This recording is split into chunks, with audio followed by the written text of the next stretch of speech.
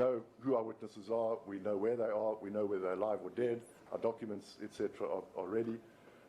So the answer is yes. But you have a problem there, wouldn't you? You have international witnesses, and we don't know when the the restrictions to international travel will be lifted. Do we know? We don't know. And so, my lady, that brings me to the last point which I would have made in summarizing what's going on today, and that is really, let's just take it back to where we were in February, yes. at the pre-trial in February, the 4th of February.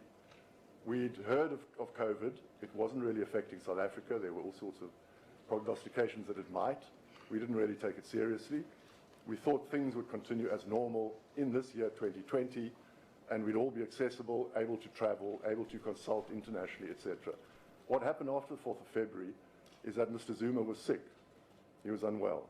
So the matter, against our advice, against our wishes, because he estimated that he would be away for some time, at his request, we postponed it to the 6th of May. It was far too long. We would have one can't have any control over illness. We have no control, and we accepted that, and there wasn't a fight about that. We accepted it. We fought about the documentation, but apparently that's going to be rectified today, I'm happy to hear. So I don't think that's an issue anymore. No. Nevertheless, with reluctance, May came along after February. That's 3 months. February, March, April, May. It's actually in the 4th month. It's too long for us.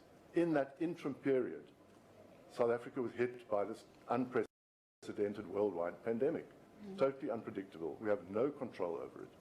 And that affected us and everyone seriously. So when May came along, we had a virtual hearing. We had an in absentia hearing, and not of our choosing. The point is that it was then postponed from May until today. Again, we were uncertain whether we'd be able to sit today. We were uncertain about everything. We're still uncertain. But nevertheless, because of the issues which have arisen, we thought it best to ask your ladyship to have a hearing, and when we indebted to the court that the court has done so.